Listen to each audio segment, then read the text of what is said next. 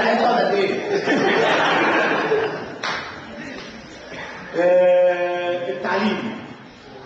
التعليم حق لكل مواطن يكفله العقد الاجتماعي اللي هيبقى بيننا اللي بكره هنمضي عليه. ورفض التعليم من الحريات. الله انا مش عايز واحد يتعلم ما يبعتش عياله. ايه المشكله في كده؟ براحتك خالص. الصحه،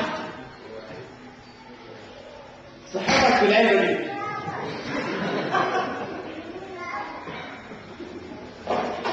نايم طفي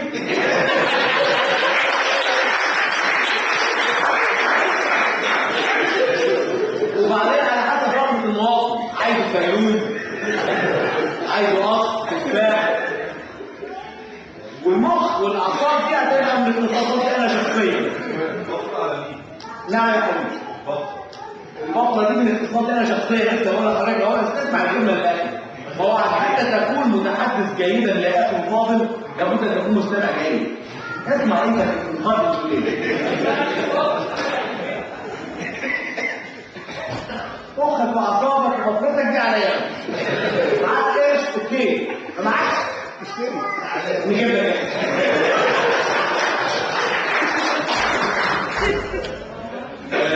الشرطه موجوده لحمايه الحريات السابقه وليس لطبعها. ونفعل شعار الشرطه في خدمه الشعب. الشرطه هتلف في البلد زي اي مواطن حق يعمل اللي هو عايزه. عايزين يعملوا قوانين خليهم يعملوا قوانين. احنا ما عندناش اي مشاكل. احنا دوله ديمقراطيه وبنحكم شعب ما بنقولش لا. بالنسبه للاقتصاد وهذا مهم جدا وهذه نقطه اتمنى من الله ان تستوعبوها جيدا. النبي حقه في عدد مواطنه كان رهيب جدا. وصل لغايه فين سيدنا وزير الاقتصاد اكثر من 25 مليار. يعني ده يحاولوا اقل من 25 30% من عجز المواطنه 100%. هجيب عجز للبلد كلها. وكده يبقى احنا حلينا كمان مشكله الاسكان. خلاص مش هنتزايد الزياده المضطرده اللي هنحطها. اجيب منين؟ ما احنا كتير. ده كله ولا جزء يا باشا؟ والله كله على حسب امكانياته. اما بقى حكايه تغيير العقد الاجتماعي اياه وان احنا نعمل عقد جديد ونجيب ناس، فدي مهمه مجلس الشعب. هو مش قاله للرئيس وانا بقول لكم انا عايز، وخذوه على لساني. انا عايز العقد يتغير وتقوم السادة اعضاء البرلمان بالشقين الشعب والشورى بتشكيل لجنه وبقابلوني. لو حتى عملوا لجنه في ميدان السائل. على العموم هم عارفين احنا الاثنين سواء انا كرئيس جمهوريه قادم او هم كنواب مجلس الشعب احنا جايين نخدم البلد دي وناكل عيش. وهم عارفين كويس اللي هياكل لوحده هيصبر واحنا مع بعض هيبقى بسرعه كمان. فعايزين احنا مع بعضينا ان شاء الله. هم يشوفوا شغلهم. انا ما عنديش اي مانع 4 سنين في 4 سنين نكون ضبطنا البنت وامنا مستقبلها. وانا لا اعتقد ان هناك شفافيه اكثر من هذه. وحتى ثواني استاذ اسمع رئيسك لما يتكلم. وحتى يكون على بينه من الان نحن داخلين على منعطف خطير. بكره جرة قلم هتحدد مين اللي هيقول ايه الفتره اللي جايه.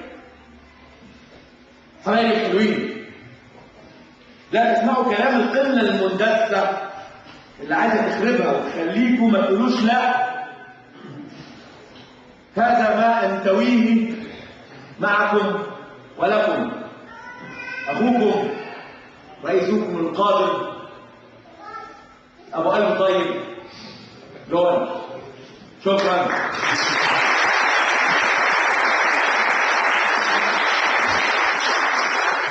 في حد ليه سؤال تقريبا؟ اتفضل يا فندم. وانا عايز اسال سؤال. احنا ليبيا ان شاء الله ساعه ونص بس هيخلصوا هم هناك وخلصين الحدود هتبقى مصر ليبيا. الموضوع ده تجيبوه يا اخوانا، الليله دي مش مشكله. هو الراجل قال لي السنه اللي قبل اللي فاتت بتاع الراجل قبل اللي فات هيبعت شبرا. انا مش شبرا وانا مش شبرا. بس ده مشكله ليبيا في ايه؟ انا قلت كفايه. لا ليبيا يا استاذ خلاص. يا ريس هو مرة بنحبك وعاوزين نمدنا تاني تبقى رئيس لنا الحياه. لا انا اللي بميت. ايه يا اخي وانا بتحدث رئيس الجمهوريه. في طريقه لازم واضحه في حدودك. عايز تمد لمين بالظبط يا استاذ؟ ده طبقا للماده 136 انا رئيس مجلس اعلى للقوات المسلحه والشرطه. انا اللي امد هنا. اتفضل اقعد. ثواني بقى، ثواني، عايزين نسمع بس احلام الناس اللي بتتمناها اللي حضرتك المفروض تحققها. ماشي؟ اتفضل. سادة مشترك. وما ينفعش ان ايه اولها. بس انا اقعد الاسئله كل سنه من غيرنا. ازاي بقى؟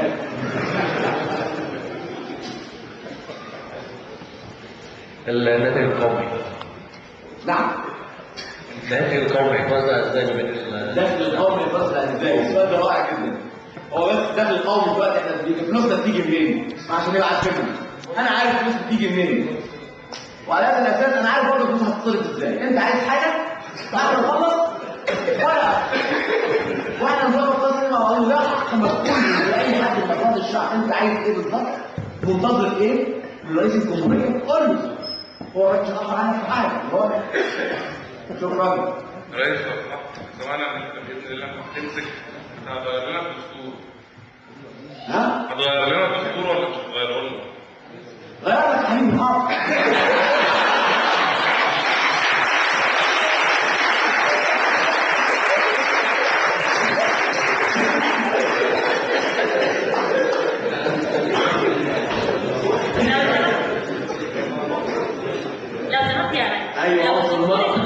ليه طبعا دور كبير في قضايا استاذ. المرأة وضعها ايه؟ اهلا وسهلا. نعم. المرأة وضعها ايه؟ تقف في البيت تغسل مواعين؟ لا هو طبعا احنا لا بصي انا سمعت مقوله للزميل الملك عبد الله ملك السعوديه لما سالوه هل يا سيدي الملك انت فعلا عندك مشاكل مع النساء؟ قال لهم بالظبط والله النساء انا ما وجدت منهم الكل خير. فانا اعتقد ان احنا برضه لو تفاهمنا مع بعض مكانكم كده كده احنا اتفقنا خلاص ان في عجز للشعب كله في الموازنه وفي حاجات كتيره. لو قلنا لا موقفك ايه لو قلنا لا هترشح نفسك؟ انا هرشح نفسي على كده الاحوال لان دي خدمه عامه يا استاذ. يعني احنا وعيد انت بتطلع على الصوره بتاعتنا؟ ايوه طبعا. ما هتقول لا محاسبه دي حضرتك مفيش محاسبه ليا؟ في محاسبه هتدخلك السجن. شكرا. يبدو ان السيده الفاضله لم تستمع الى نقطه الحوار ان انا اول ما قرار هتخذه اطالب مجلس الشعب والشورى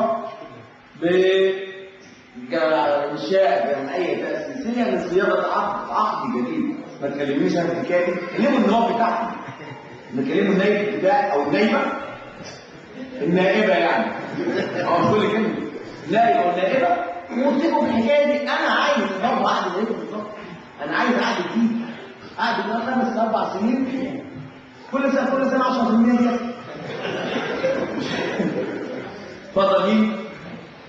يا ريس كنا عايزين نحط مصر في السينما والمزيكا.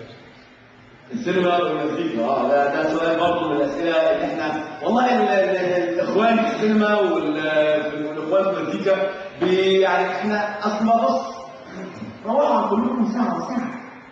يعني بس احنا نخلي ساعه المزيكا دي مثلا ايه تجري شويه وتيجي مثلا ام كلثوم على نجوم الفيلم الساعه 12 يعني من 10 ونص اعتقد ده معاك مناسب ولا ايه؟ شكرا. حد عايز سؤال تاني؟ يا ريس دلوقتي الناس عايزه تطمن بالنسبه لجهاز الدوله اللي انت اكيد هترجعه طبعا. هتعمل ايه في الاقتصاد اللي جايه؟ يا حبيبي انت ما سمعتش احنا بنقول ايه في قانون تاسيس الاحزاب؟ جهاز امن الدوله ده هيبقى رفاهيه ليس لها حدود. وبعدين اسمح لي يعني لو تسمح لي احقق المعلومه اسمه الامن الوطني. يعني هم شالوا كلمه الحزب وحطوا كلمه الامن.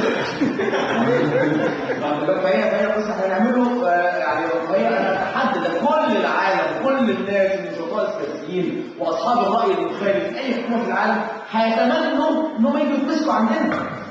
وانا كفيل بهذا. اشكركم والله.